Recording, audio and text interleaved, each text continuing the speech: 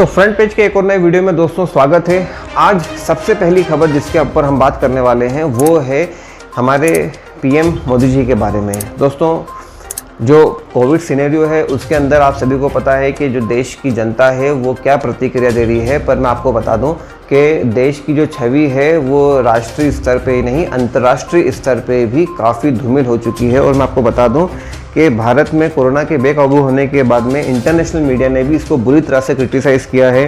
चाहे वो आप देखें कि न्यूयॉर्क टाइम्स ने दिल्ली की एक तस्वीर छापी कि शमशान में जलती चिताओं के साथ लिखा कि भारत में कोविड-19 के बढ़ते कहर के बीच मौतों की गिनती में बेईमानी। ब्रिटिश अखबार द गार्जियन ने अपने संपादकीय में सीधे सीधे नरेंद्र मोदी को जिम्मेदार लिखाया और उन्होंने लिखा कि डोनाल्ड ट्रंप की तरह मोदी ने भी महामारी के दौरान अपने चुनाव प्रचार और रैलियों में ज़्यादा समय बिताया। इसके बाद में ऑस्ट्रेलिया के एक अखबार है द ऑस्ट्रेलियन ने लिखा कि मोदी की वजह से भारत क़यामत की स्थिति में पहुंच गया और भारतीय सरकार से जवाबदारी लेते हुए कुछ ऐसे ही गल्फ न्यूज़, टाइम्स मैगजीन और वॉशिंगटन पोस्ट ने भी लिखा है। तो ये अंतर्राष्ट्रीय मीडिया जो है वो उनसे सवाल पूछ रही है, पर अब चूंकि जब पूरे देश के अलावा दुनिया में भी जब किरकिरी होने लगी तो कुछ नया फंडा ढूंढ के लाए। और वो नया फंडा ये था कि एक द डेली गार्जियन नामक कोई वेबसाइट है, उसने खबर प्रकाशित की कि मोदी जी बहुत काम कर रहे हैं। और इस खबर के प्रकाशित होने के बाद 11 मई की बात है ये, और इस खबर के प्रकाशित होने के बाद उसमें लिखा गया कि मोदी जी बहुत मेहनत कर रहे हैं, उसमें कोई उनकी आलोचना नहीं थी। और देखते ही देखते जो है ये बीजेपी से जुड़े कई बड़े बड़े दिग्गज जो हैं, अनुराग ठाकुर, किरण रिजिजू, डॉक्टर जितेंद्र सिंह, प्रहलाद जोशी, रघुबर दास ने उस लिंक को शेयर करा मोदी जी के फोटो के साथ में। बीजेपी आईटी सेल के हेड अमित मालवीय ने भी इस टाइमलाइन को शेयर करा। अब सब लोगों ने अपने अपनी जो है वो इसको शेयर कर दिया। क्यों शेयर करा? ये बताने के लिए कि भाई एक विदेशी अखबार जो है वो कहीं ना कहीं आदरणीय मोदी जी के कामों की तारीफ कर रहा है। पर जब इसको थोड़ा सा इसका रिसर्च किया गया तो कुछ लोगों ने इसके ऊपर ट्वीट करा। एक शहजाद करके है कि द डेली गार्जियन क्या है मालवीय जी, कहाँ का पेपर है, खुलता ही नहीं। तो किसी ने उसकी लिंक पे ओपन करने की कोशिश करी होगी पर वो लिंक ओपन नहीं हुई। और किसी ने अक्षय कुमार का मीम ट्वीट करके बता दिया। तो बताने वाली बात ये यहाँ पे दोस्तों कि अभी किस प्रकार से जो है देश की स्थितियाँ हैं और उस स्थिति को दरकिनार करते हुए किस प्रकार से आप देखेंगे कि सारे उनके जो डाउन द लाइन टीम है वो लग गई है साहब की छवि को चमकाने के लिए। अब सवाल यहाँ पे ये उठता है कि जब देश में इतनी मौतें हो रही हैं और आप देखिए कि नदियों में लाश बहा दी जा रही है, और एक बहुत बड़ा फैक्ट मैं आपको बता दूं दोस्तों कि लाशों को बहाने का गाँव में रीज़न ये है कि इतनी लकड़ियाँ महंगी हो गई हैं कि उनके अफोर्ड नहीं कर पा रहे हैं कि वो लाशों को जला दें। तो सबसे सस्ता तरीका तो ये हो सकता है या तो दफना दें, या दूसरा तरीका है कि जहाँ नदियाँ हैं वहाँ पर लाशों को नदी में बहा दी जा रही है। तो ये इंसान की जान की कीमत हो गई है आज के दौर में। तो काफ़ी विचलित करने वाली खबर है, लेकिन अब आप देख लीजिए कि इतनी विकट स्थिति के दौर में भी कैसे जो है वो मोदी मीडिया और मोदी जी के जो डाउन द लाइन टीम है वो किस प्रकार से उनकी इमेज को चमकाने का प्रयास लगातार कर रही है। तो दोस्तों, अगली खबर भी जो है वो बहुत दिल को दहला देने वाली है। जैसा मैंने आपको बताया कि लाशों को जो है नदी में बहाया जा रहा है, और बिहार के बक्सर में गंगा नदी में काफ़ी संख्या में लाशें मिलने का सिलसिला जारी रहा और करीब 46 शवों को बाहर निकाला गया है जिनको दफना दिया गया है। और बलिया और गाजीपुर में बहते मिले शव। खबर है कि बक्सर में 10 मई को करीब 40 बहती हुई लाशें दिखाई दी। हालांकि ग्रामीणों ने इससे अधिक लाशें देखने का दावा किया। 40 है, बट ग्रामीणों का कहना है कि इससे ज़्यादा लाशें भी हो सकती हैं। और ANI की न्यूज़ है। और वहीं NDTV और BBC की रिपोर्ट के मुताबिक करीब बक्सर में 71 लाशों का पोस्टमार्टम किया गया है। बक्सर में लाशें बहती मिलने से अधिकारी और ग्रामीण सभी हैरान थे। 11 मई को गाजीपुर और बलिया में भी लाशें गंगा नदी में बहती हुई मिली। हिंदुस्तान अखबार की एक रिपोर्ट कहती है कि बलिया में प्रशासन ने करीब 46 शवों को नदी से बाहर निकाला और JCB से खुदवा के उनको दफना दिया है, बहाया जा रहा है। उसके पीछे का कारण ना थोड़ा सा जाने तो ऐसा बताते हैं कि वैसे तो सामान्य रूप से नदी में लाशों को बहाने की परंपरा नहीं है। गंगा में एक बार जो है लाशों को बहाया जाता है, वो भी उनकी अंतिम इच्छा के अनुसार होता है, और या फिर किसी को सांप ने काट लिया हो तो ऐसे लोगों को गंगा में प्रभावित किया जाता था। पर शमशान में लकड़ी के रेट भी नहीं बढ़ाए गए हैं, जिससे ये माना जाए कि महंगे अंतिम संस्कार के कारण गंगा में शवों को प्रभावित किया जा रहा है। हालांकि दैनिक भास्कर के हवाले से एक खबर है और कानपुर और उन्नाव में 1000 से अधिक लोगों को अभी तक गंगा नदी के किनारे दफन किया जा चुका है। लेकिन लाशें इतनी जली हैं कि लकड़ियां जो हैं वो ख़त्म हो चुकी हैं। ऐसे में लोग हिंदू परंपरा को छोड़ते हुए शवों को मजबूरी में दफनाने पे मजबूर हो गए हैं। मुझे एक पत्रकार ने पूछा था कि आप दीपोत्सव अयोध्या में मना रहे हैं, होली यहां मना रहे हैं, ईद कहां मनाएंगे? मैंने कहा मैं ईद नहीं मनाता हूं, मैं हिंदू हूं। मुझे गौरव की अनुभूति होती है अपनी परंपरा पर, अपनी संस्कृति पर। अब बुंदेलखंड के आचार्य पंडित रमेश शास्त्री ने हमीरपुर में आस्था के साथ बात करते हुए बताया कि हिंदू धर्म में जल प्रवाह, अग्निदाह और भूमिदाह के जरिए अंतिम संस्कार करने की परंपरा है, लेकिन टीबी रोगी, कुष्ठ रोगी और कोरोना रोगियों के शवों को पानी में नहीं बहाना चाहिए, क्योंकि इससे ऐसा करने से पानी संक्रमित होता है और पीने के पानी वाले लोग जो अगर पानी पी रहे हैं तो उनके भी संक्रमित होने की संभावना है। और साथ साथ में जो है मेडिकल टीम ने भी इसके ऊपर कहा है कि वैसे तो ऐसा बताया जाता है कि कोरोना वायरस का जो संक्रमण है वो शरीर के अंदर रहता है, पर यदि अगर पानी में बहाया जा रहा है लगातार लाशों को, तो आपको भी सावधानी बरतने की ज़रूरत है। अब बढ़ते हैं तीसरी बड़ी खबर की ओर। तो जो अगली बड़ी खबर है वो है पश्चिम बंगाल से। पश्चिम बंगाल में जैसा आप सभी लोगों को पता है कि चुनाव जीतने के बाद और करारी शिकस्त के बाद में बीजेपी और उनके जो साथी हैं वो लगे थे पूरे माहौल को बदलने में, सांप्रदायिक हिंसा के रूप में उसको रिप्रेजेंट करना चाह रहे थे। लेकिन चुनावी हिंसा के बाद में वहाँ पे राष्ट्रपति शासन लगाने की भी मांग की गई और अब ये हुआ है कि भाई जो भाजपा कार्यकर्ता हैं जो ग्राउंड पे हैं, खैर उनको तो छोड़ दो, लेकिन जो जीते हुए विधायक हैं उन लोगों को वहाँ पे सभी को XYZ कैटेगरी की सुरक्षा दी गई है। और दोस्तों मैं आपको बता दूं कि ये XYZ कैटेगरी की सुरक्षा इसलिए दी गई है कि भैया उनको वहाँ पे खतरा है बंगाल में, जो कि आधे से ज़्यादा तो TMC से निकल के बीजेपी में आए हैं।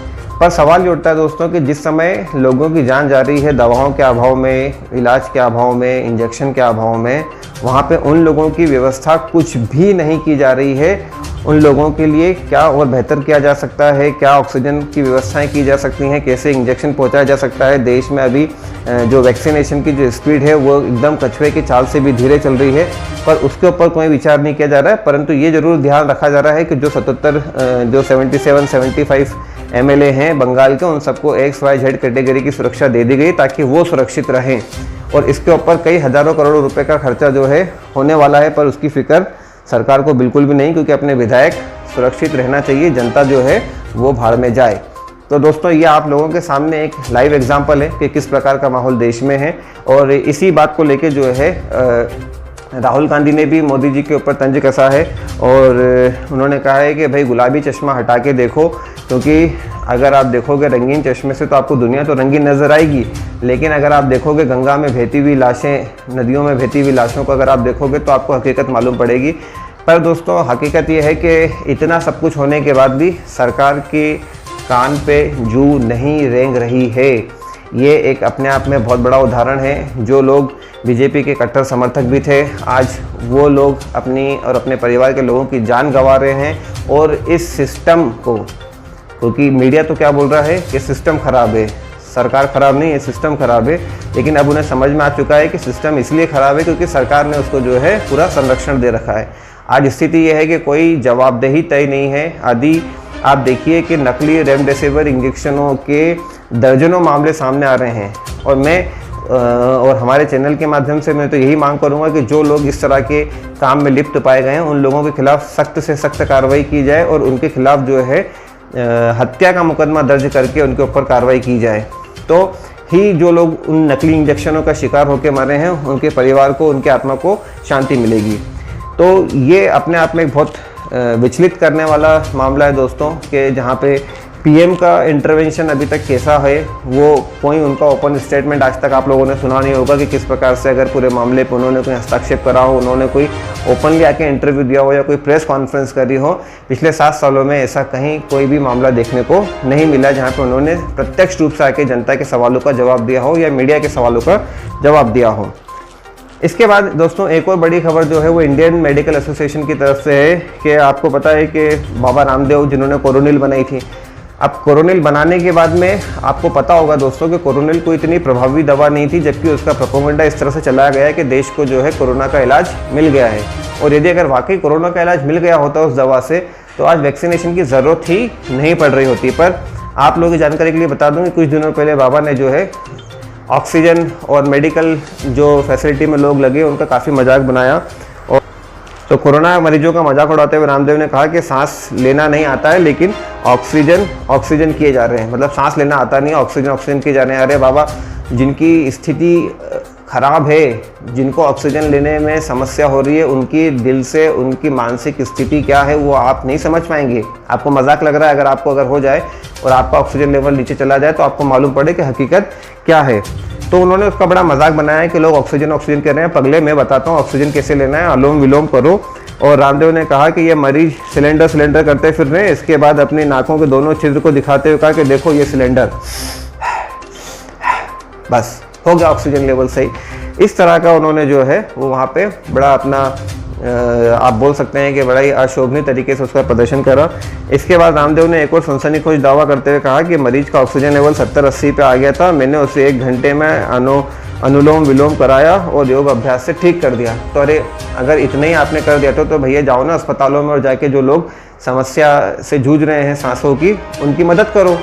वहाँ योगासन कराने की क्या ज़रूरत है आपको? ये बड़ा सवाल है दोस्तों, और ये आप लोगों को उनको ट्वीट करके पूछना चाहिए। देश के, दुनिया के जनता, हर व्यक्ति की जिम्मेदारी है कि वो सब लोग रामदेव जी को ट्वीट करें और पूछे कि आप आओ अस्पतालों में और लोगों की मदद करो। सिलेंडर कम पड़ गए। ये डॉक्टर साहब कहते हैं ये 2 सिलेंडर यहाँ लगा रखे हैं, 2 डॉक्टर इधर दे रखे हैं और ये 2 नर्सेज हैं।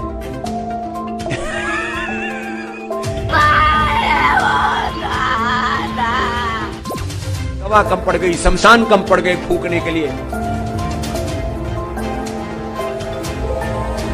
चारों तरफ नकारात्मक वातावरण बना रखा है। तो इससे डॉक्टर दाहिया ने जो है, इंडियन मेडिकल एसोसिएशन के डॉक्टर दाहिया जो हैं, उन्होंने कहा कि हम मेडिकल छात्रों और डॉक्टरों के लिए प्रार्थना करना चाहिए और जो कोरोना के इलाज में लगे हुए हैं सेवा करना चाहिए, जबकि ना कि उनका मजाक उड़ाना चाहिए। तो रामदेव जैसे लोग उनका सहयोग करने की बजाय उनका मजाक बना रहे हैं। रामदेव को नहीं पता कि कोरोना के दौरान मरीज की सेवा करते हुए देश भर में 900 से ज़्यादा डॉक्टरों की मृत्यु हो चुकी है। डॉक्टर दाहिया ने कहा कि रामदेव कह रहे हैं कि अनुलोम विलोम और प्राणायाम से उन्होंने कई लोगों की ऑक्सीजन लेवल ठीक कर दिया। ऐसा कहकर वे लोगों को भ्रमित कर रहे हैं ताकि ज़्यादा से ज़्यादा लोग उनके योग पीठ में आए। और डॉक्टर दाहिया ने कहा कि रामदेव प्रोपेगेंडा फैला रहे हैं, उन पर आपराधिक मुकदमा चलना चाहिए। तो दोस्तों, ये अपने आप में एक बहुत बड़ी खबर है और वाकई में इसके ऊपर सख्त कार्रवाई होना चाहिए, क्योंकि इस पैंडेमिक के दौर में अगर कोरोना वर्कर का और जो बेचारे लोग ऑक्सीजन की कमी से अपनी जान गंवा चुके हैं उन लोगों के साथ ये बाबा रामदेव का सरासर एक नाइंसाफ़ी भरा मजाक है। तो मैं उम्मीद करता हूँ दोस्तों कि आज का वीडियो आपको अच्छा लगेगा। अगर आपको अच्छा लगता है तो दोस्तों चैनल को लाइक और सब्सक्राइब करना ना भूलें। फिर मिलेंगे एक नए वीडियो में नई इन्फॉर्मेशन के साथ, तब तक के लिए जय हिंद।